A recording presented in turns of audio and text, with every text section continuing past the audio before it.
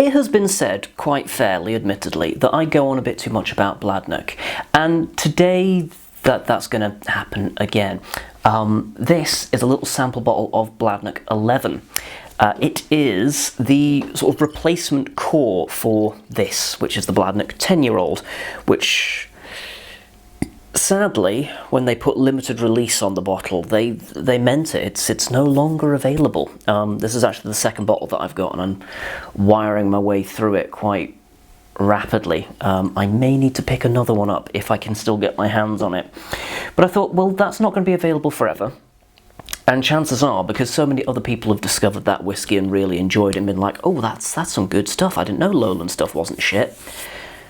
I mean, ditto, to be honest, but they've probably already been snatched up, so I should probably look at what its replacement is doing. So this is the Bladnoch 11. It's 46.7%, which I think is 0.1 higher. No, it's exactly the same as the old ABV, so I'm not quite sure where I'm getting that 46.6 from. It'll be from somewhere. A lot of them start blurring together after a while, so it's a little bit higher over that standard that we like to see, which is in the 46%. Non-chilled filtered, natural colour. Obviously I don't have the flask bottle here today in front of you to have a look at, but the 11 is also presented in one of these big chonky boys that you could kill somebody with. The metallic accents on it, if I recall correctly, are closer to bronze, whereas this one's close to gold. That's about all the visual difference that you need, so it's nice to have that bottle there for reference. Also, and before you ask, I will at some point do a comparison between the 11 and the 10. That's just not going to happen today. Now, the 11-year-old, much like the 10-year-old preceding it, is ex-bourbon. So, in theory, I should be expecting not a hugely dissimilar experience, but from what I've heard on the grapevine so far, they're very different beasts. Which I'm a little bit worried about, because obviously I really like the Bladnoch 10. I don't want this one to be different. I think I can handle. I just don't want it to be not to the same caliber. I'm nervous. You know, it's like starting at a new school or something. Will it be worse than the old one? Will I make friends? I don't know. I never really changed school apart from when I had to go to high school. So you know, I don't have already experience on that. What am I talking about? I need to drink some whiskey. It's a hard life. In the glass, it's gold because it's whiskey.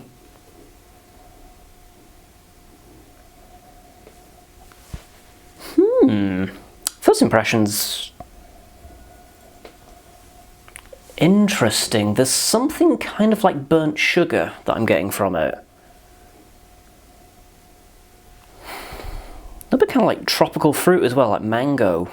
Still a little bit of like that lovely vanilla nose that I recall from the Bladnoch 10, but there's more kind of over the top of it, if that makes sense. Like a freshly cracked black pepper kind of a thing as well. Okay, so far so good. The nose is inviting. I'm interested.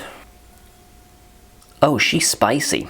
And yet, okay, cayenne pepper, vanilla, and the red wine gum. There's a tasting sensation I never thought I'd never have together, but that's interesting. Yeah, it's like a ruby chocolate and custard kind of a thing going on. Strawberries and black pepper. The finish is quite long as well. It's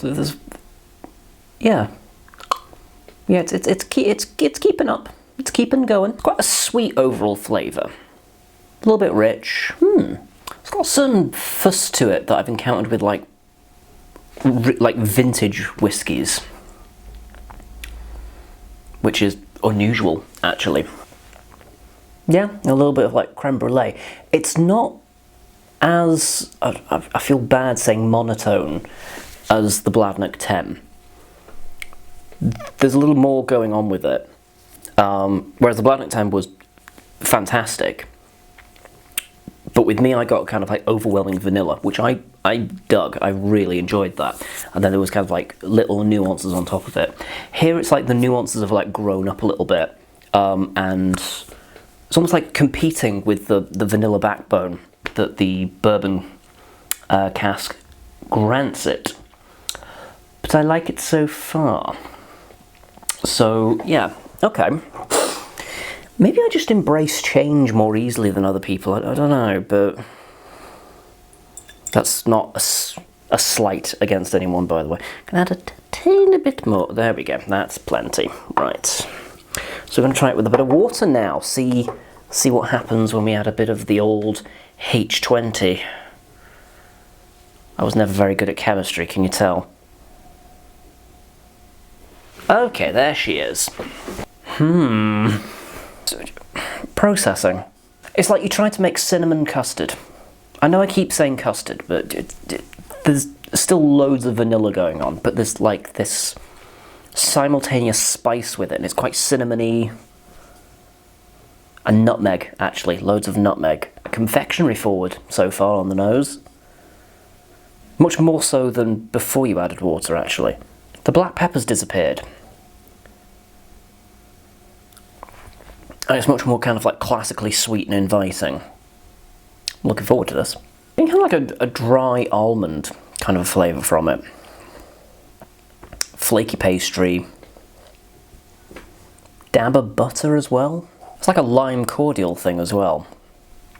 Just kind of out the back. It's not front and centre by any stretch of the imagination, but it's kind of like this faint, almost like you over-diluted Rose's lime cordial. It's not real lime, you know? It's like that luminous green stuff that you used to drink as a kid. Maybe it was just me. I could kind of go for some of that stuff right now, actually. I quite like lime cordial. I don't know, like, again, like sort of chalky sweets, like those chalky sweet necklaces. Or they were wristbands as well. Kind of like that, those sort of dusty confectionaries that loads of people said that they liked, but I was never really all that into them, because I was just like, that's not great. But it's reminding me of that flavour. It's like a faint element of orange zest as well. Like you just expressed orange oils over a drink. It's like a freshness that complements more sort of the heavier vanilla tones that you get with it. And it's a little bit fresh and a little bit fruity. Yeah, it's not the 10-year-old. It's not. I feel like I'm being unfair if I don't do a side-by-side comparison. So again, I'll do that at some point because I've still got a bit left in the sample, so you know I can give that a fair dues. I think the Bladnoch 10 is almost I think Bladnoch almost is a victim of its accidental success in that it was a distillery that was sort of sidelined quite a lot. It had been through a lot of different hands, and then the 10-year-old came along, and everyone was like, "Oh, this is really good," and nobody was expecting it to be really good, or very few people were expecting it to be really good. And then one or two people start saying, "Oh, have you tried this?" And you're like, "Oh, that's good. That is good." And then when you have a hit album, that's a tough act to follow, and most kind of stumble with the sequel. I mean, the Terminator franchise is a noteworthy exception to that rule, but I mean, they had a lot more money to put... What am I talking about? Why am I talking about the Terminator films? I enjoy this. It's a nice whiskey. Is it as good as the 10? I don't want to draw a conclusion on that yet, because I don't think I'm being fair. So we'll cover that at a later date. It's a good whiskey in its own right. It hits a lot of good markers. Here's a problem. Would I buy it? No. Here's the big reason why. It's 63, and I think nearly £64 for a bottle of it. It's just too much money to drop on a whiskey. Don't get me wrong, it's a perfectly lovely whiskey. We're getting into silly money territory now, though, is the problem. And it's that kind of price range as well. You've got a lot of competition from a lot of well-established whiskies. A lot of people have had a big pinch on their purses at the minute. And you need, if you've got £64 aside, say you've covered the rent, and you've covered your kids' cello lessons because you live in Morningside or something, and you've covered the gas and the electricity and all the rest of it, and you've got £64 just lying there, being like, spend me on some whiskey. There is a lot of competition in that range by much more established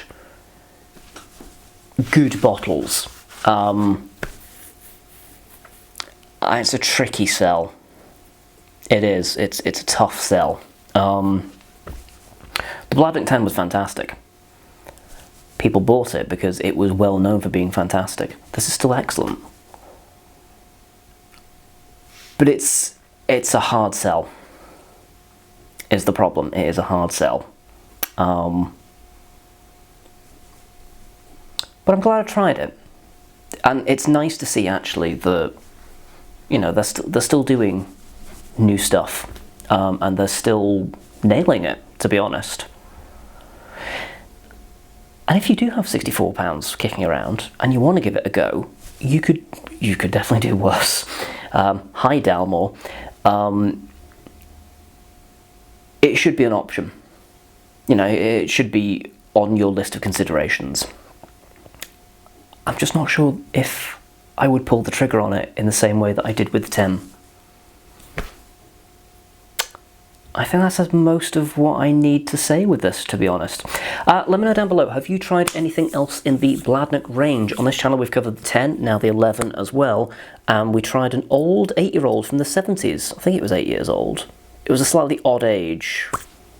And they've all been interesting. The 10 has obviously been a shining star, but the rest of them have all been, let's say different. But yeah, have you tried anything else in their range? What should I give a go next out of theirs, or should I move on to something else? Thought this video if you enjoyed it, subscribe if you haven't already, because I have a lot of bottles, and do join me next time, where I'll be drinking something else.